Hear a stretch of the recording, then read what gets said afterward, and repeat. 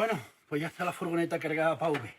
Nos vamos a quitar un gran peso de encima porque está lista.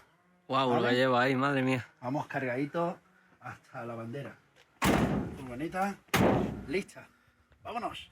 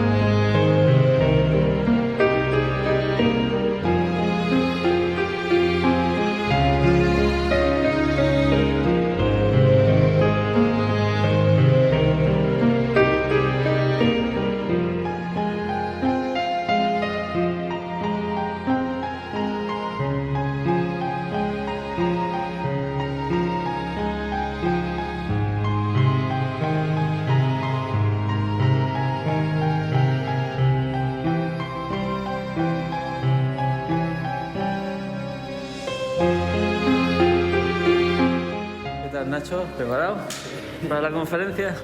Vamos. Vamos allá.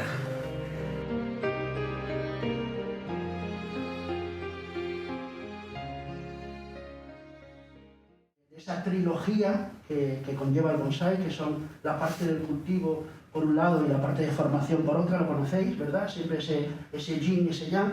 Pero yo quiero preguntaros a vosotros, bonsaístas, ¿qué pasa cuando un bonsaísta en su progreso de evolución personal, porque yo también, como todos, he tenido el mío, todos empezamos con unas disfunciones en el cultivo, como que no sabíamos muy bien cómo era exactamente el cultivo, ¿verdad?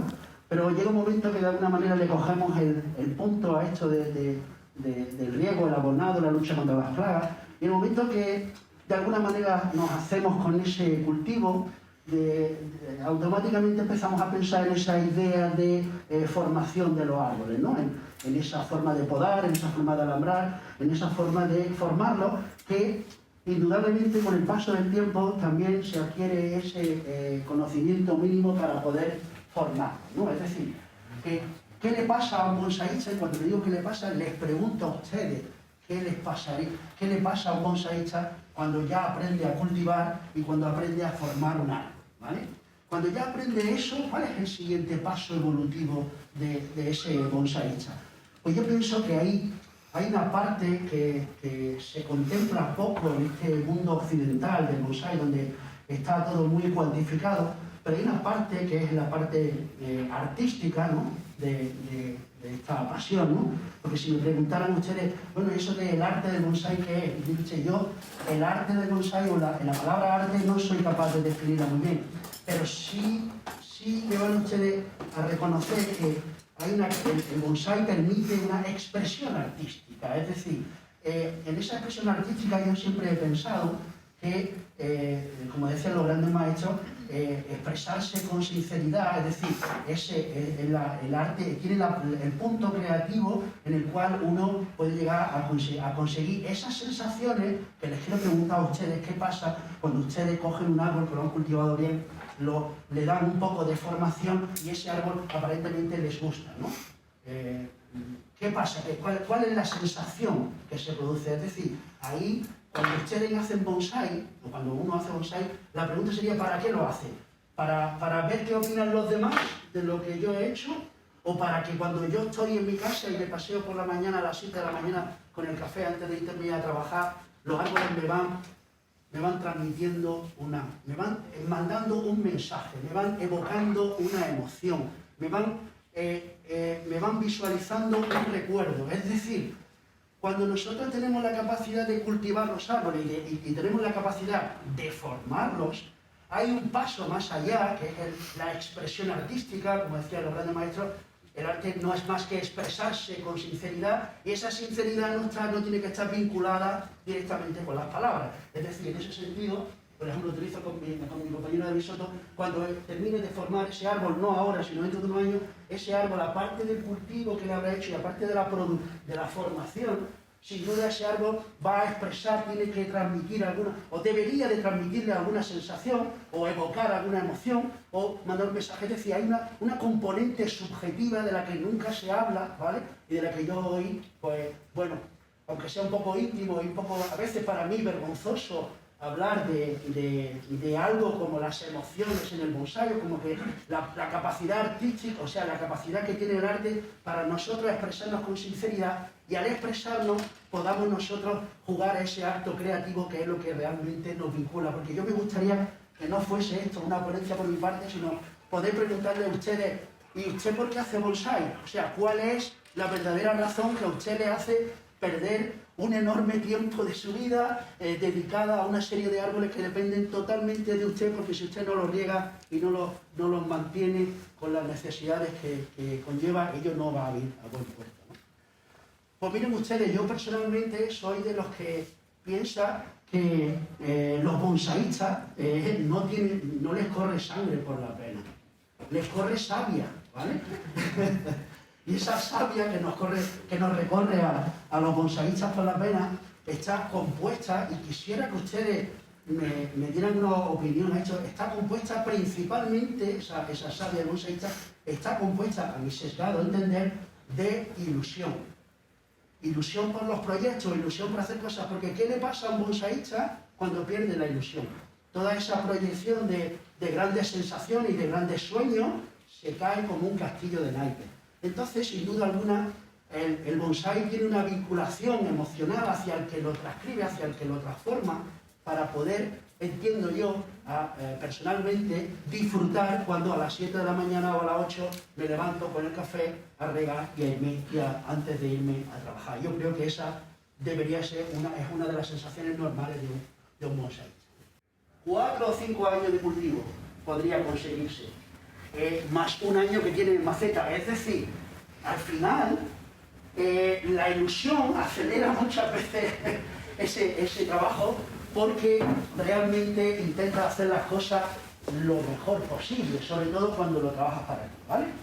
¿Cuáles fueron los errores de esos 2 años? Buena pregunta. Sí, por supuesto que se lo cuento, claro que sí. Pues mire usted, no es que fueran errores, pero si fabricar ese material, fabricar un material, podemos hacerlo por una autovía, en la cual en una autovía se puede ir a diferentes velocidades. Yo he ido a 80 o a 100.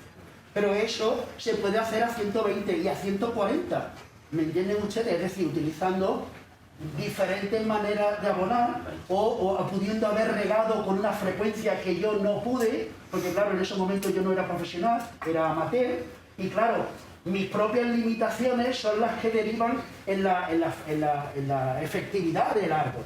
Entonces, la limitación de fabricar un árbol de cierta calidad está siempre en nosotros, tanto en nuestras posibilidades de cultivo como en nuestra capacidad de soñar, porque el límite para fabricar un árbol de calidad está en nuestra imaginación.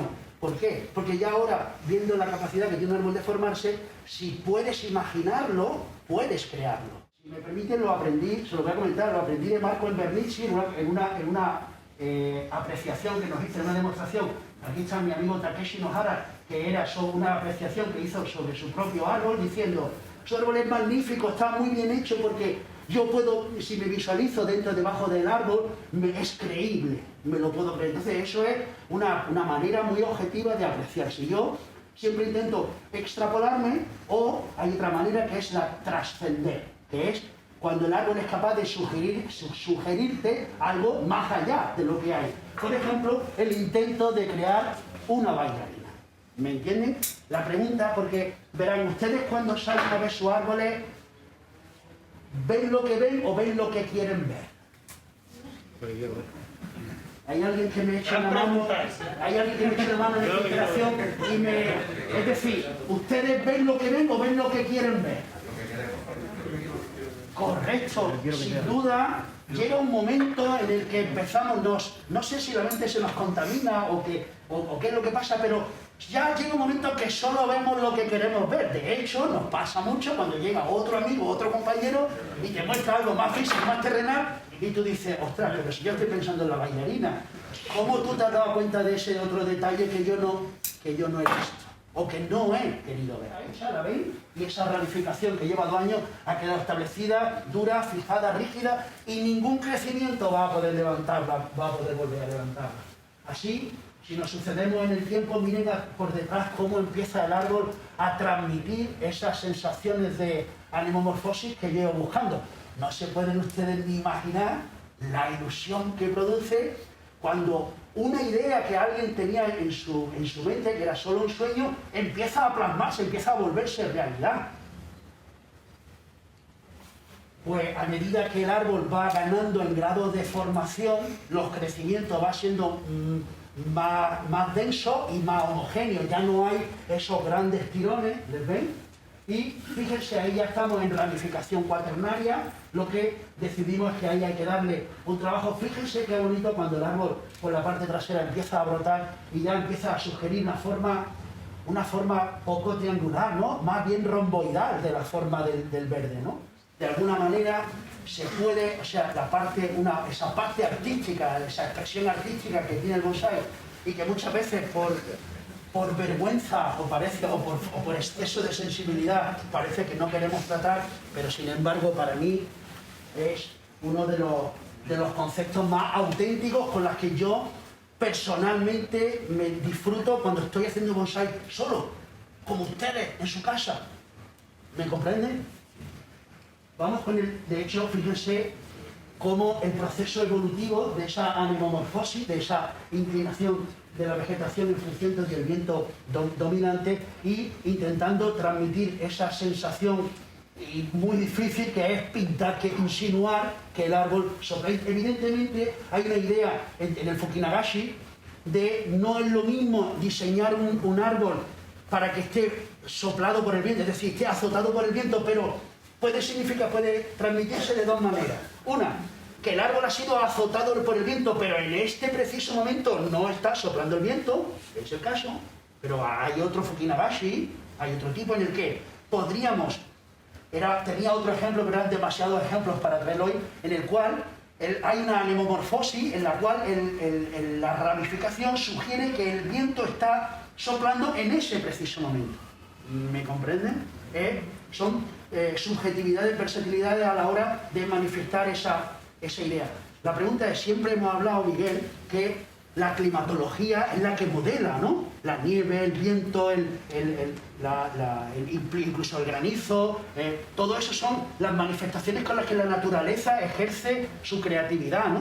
Entonces, de alguna manera, utilizar sus parámetros para intentar inspirarte y sugerirle a ella, yo lo considero algo bastante interesante para el que hace bonsái, puesto que puede traspasar, te puede llegar a trascender eso que ustedes van viendo ahí, porque ustedes solo ven un tronco. Yo veo otra cosa, porque yo no es lo que veo, yo es lo que quiero ver. Y lo que quiero ver es a ese niño en la infancia, subido en los riscos, donde levantaba la cabeza y todos los árboles se movían a función del movimiento, ¿no?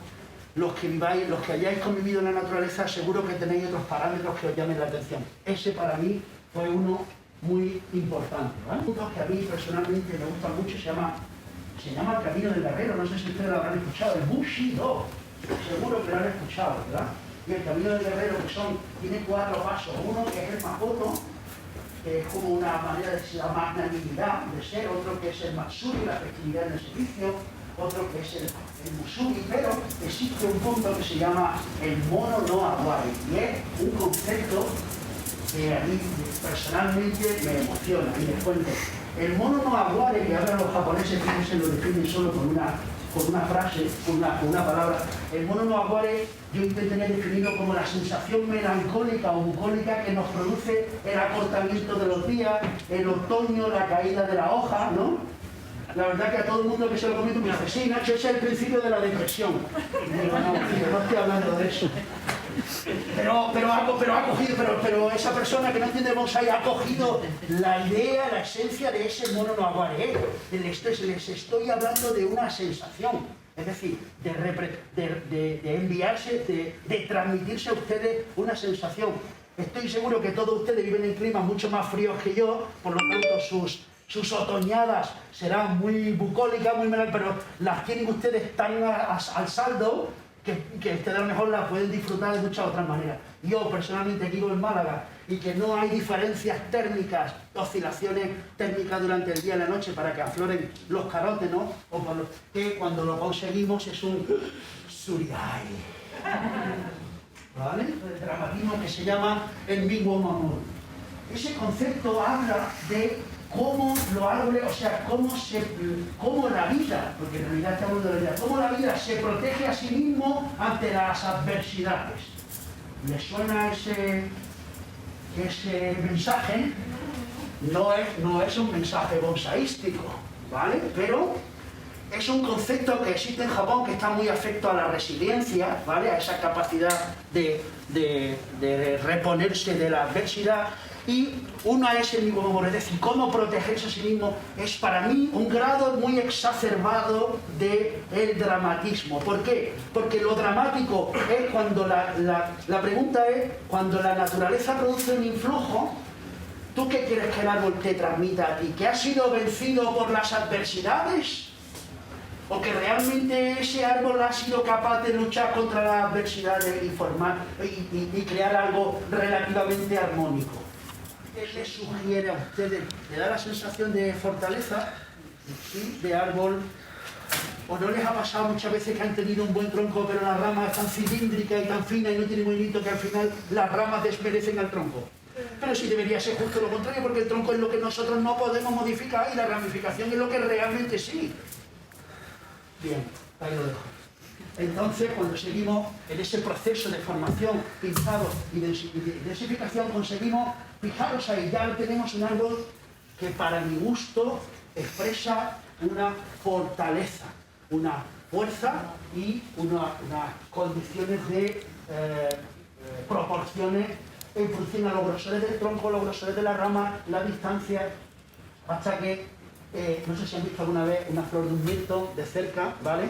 Pero que sepan ustedes que este que está aquí se ha detenido a contar y aproximadamente es una flor que es una belleza muy pequeña, suele tener 99 estambres y un pistilo. Esto casi da para nombre de película, ¿no? Estos son los estambres, ¿vale? Y allí ven ustedes el pistilo, siempre van a ver ustedes un montón porque aquí es donde está el polen. Fíjense, esta planta tiene 99 partes para emitir polen al exterior y una sola ven allí el pistilo para recoger el polen que venga de fuera, ¿no? Es decir, fíjense cómo la naturaleza se extrapola a sí misma, ¿no? Bien, pues lo único que quiero comentarles es una de las cosas que más nos pasa a los bonsaístas, y es cómo los árboles marcan el paso del tiempo, ¿no? Aquí hay dos fotografías, ven ahí, estoy con mi pequeña en brazos y de pronto, y el árbol empezando la formación, y aquí el árbol formado y mi hija llegándose. No sé si lo aprecian, pero a mí cada vez que paso hacia delante y hacia detrás, se me ponen los pelos de punta. ¿Saben ustedes por qué? No por el trabajo que he hecho. Cuidado, son dos. He trabajado como guía hacia este lado y hacia ese. ¿Entienden? Entonces, cuando yo veo los dos, son dos seres que he ido educando y guiando de manera paralela y de manera casi simultánea, ¿no? Entonces, se forma ahí en nuestra mente, se forma una sincronía emocional que les hablaba. Los japoneses la llaman, ya no sé, lo he dicho antes, pero esta era pregunta de examen, ¿vale? Saguari, muy bien, muy bien, muy bien. Es la interacción entre una persona y una planta, ¿vale? Al final, ese que está ahí es muy feo, pero hemos conseguido un mirto que tenía una fortaleza, un árbol, un espíritu de soporte, ¿no? Entenderán que el bonsái está muy ligado a la familia, para bien o para mal, ¿sí o no? Si es para bien, les voy a contar por el caso. Ay, qué bien que a mi marido le gusta el bonsái y en vez de estar en el bar bebiendo cerveza, está aquí en la terraza. Y encima me pisa los domingos, cariño, no te vas a ir a tomar una cerveza, que tengo que limpiar, que me molestas aquí. ¿Vale? Ese es el lado bueno, ¿no? El otro lado es cuando tú compartes tu afición con tu familia y tu mujer te dice, ya que estás aquí, pues te voy a ayudar, pues ya que estás aquí, pues en vez de tomar una cervecita por ahí, ¿por qué no la tomamos juntos? Ay, cariño, te voy ayudando y llega tu hija o tu hijo y te ayuda, tu amiga, tu cuñada, es decir, y empieza a generar una cosa que se llama bonsái, que es árbol de maceta, pero compartido con los demás, no solo para con uno mismo. En ese sentido, quise hacer la mejor, quizás el último trabajo que les voy a mostrar, pero no es el mejor de los árboles de mi jardín, ni muchísimo menos, pero es el árbol que contiene una componente emocional mayor para mí, es decir, de alguna manera es la capacidad que yo he tenido de expresar artísticamente, pero señores, que esto no era para ustedes, que esto era para mí mismo, ¿vale? Esto es un mensaje que yo me transmito porque quería representar a mi familia en un árbol, ¿vale? Sin duda, hay un problema en mi mente cuando yo llego en 2015 de Japón, me doy cuenta de que he estado 3 meses fuera de casa y que cuando llego me he perdido una parte de la vida de mi hija. ¿Les suena a ustedes esa historia, esa sensación? El haberse perdido parte de la evolución de alguien querido. Ya estoy hablando de cosas muy profundas, ¿verdad? Ya. Pues miren ustedes, esta foto para mí es algo... me emociono, discúlpenme, porque pasar 3 meses, ese es el valor de la ausencia. ¿Saben ustedes cuál es el valor? Cuando uno se ausenta y quiere estar con los suyos y no puede, porque está en otra cosa. Cuando vine de Japón, tenía tal deseo de estar con ella que yo comprendí que algún día se volvería a ir ella en vez de irme yo, porque yo ya no me volvería a ir. Y ella se volvería y entonces tendríamos el siguiente problema que los psicólogos lo denominan el síndrome del nido vacío. ¿Les suena a ustedes? Sí, algunos hasta lo habrán superado, ¿vale? Bueno, en cualquier caso, yo todavía no, discúlpenme, soy humano, y para mí era sumamente importante poder transmitirme eso a mí mismo después de haber valorado la ausencia que yo había tenido de esa importancia afectiva familiar para mí, y no quería que se me volviese a olvidar nunca más. De alguna manera era como mandarme un mensaje para mí al futuro. Y yo lo único que hice fue buscar un tronco que pareciese un poco a esa idea, ¿vale? Y a través de un acebuche, que es de lo que podemos obtener, de lo que podíamos obtener por aquellos tiempos, lo que hice fue hacerlo crecer. Fíjense, ni siquiera utilicé macetas de entrenamiento, solo macetas prácticamente de bonsái. Ahí, fíjense, ahí empezamos a simular el tronco padre, el tronco hijo, ese estilo Shokan, ¿no? Porque el estilo Shokan siempre ha sido padre e hijo, ¿verdad? ¿Sí o no? Pues eso será para ustedes, porque para mí no. Para mí es padre e hija. Es decir, ese estilo doble tronco en el que hay siempre un tronco soporte, es decir, un árbol que hace de espíritu protector, si se fijan. Yo lo que he hecho ha sido representarme a mí mismo con un brazo y otro y una cabeza como un espíritu protector para proteger a mi descendencia, que lo que hace es conforme crece, alejarse y buscar su camino. Señores, como la vida misma, ¿no? ¿No les parece? De tal manera sugerirme cosas a mí mismo en esa autoexpresión artística me ha supuesto, fíjense, que hemos ido trabajando hasta encontrar en esa imagen que ya todos mis amigos me decían, está representada la familia.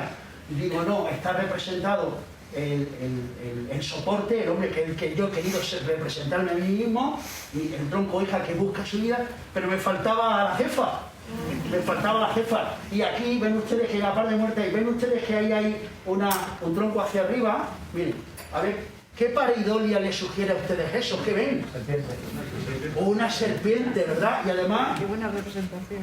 están ustedes contaminados por mí ya, por Dios, qué serpiente ni que nada, si eso es un trozo de madera, pero de nuevo les vuelvo a recordar que los bonsaístas llega un momento que no es lo que vemos, sino lo que queremos ver, ¿no?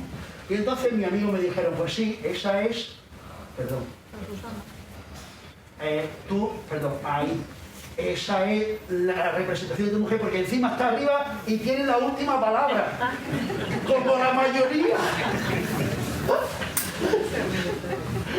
Entonces ese árbol se vuelve la representación de mi familia y artísticamente ahí está todo representado. Lo que sigo es formando esa estructura. Fijaros, con mi manera personal de hacer las formaciones, con lo que veis los grosores, las bifurcaciones, como las ramas van adquiriendo unos movimientos y conicidades que yo necesito para mí, para que los árboles tengan coherencia natural entre la forma y la especie.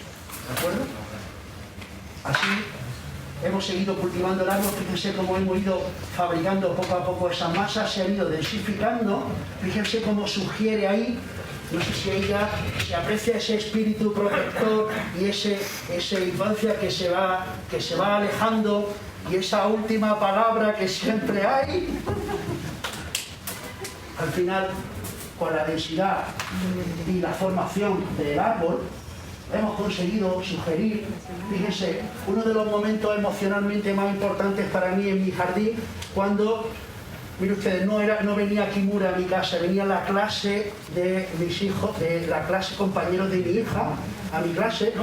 Y miren ustedes, si hubiese venido Kimura con todo mi perdón, porque Kimura es el gran maestro del bonsai, no me hubiese hecho tantísima ilusión como que vinieran los amigos de mi hija, ¿no? En ese sentido, porque era capaz de transmitir esa sensación, ser capaz de extrapolarnos, como les decía, y de trascendernos hacia esa visualización de lo vivido, lo sentido y lo valorado, sobre todo cuando uno no lo tiene, porque desgraciadamente los occidentales también estamos educados en solo valoramos las cosas cuando carecemos de ellas. No se dan ustedes, y si ustedes consiguen hacer lo contrario, son ustedes unos eméritos en eso. En cualquier caso, al igual que os decía al principio de la conferencia, esto es todo un camino de ilusión, ¿vale? Porque dice un proverbio japonés que la ilusión es la fuerza con la que nos hace vivir la vida con verdadera intensidad. Así que yo espero haberles compartido parte de la mía en esta conferencia. Muchas gracias a todos por su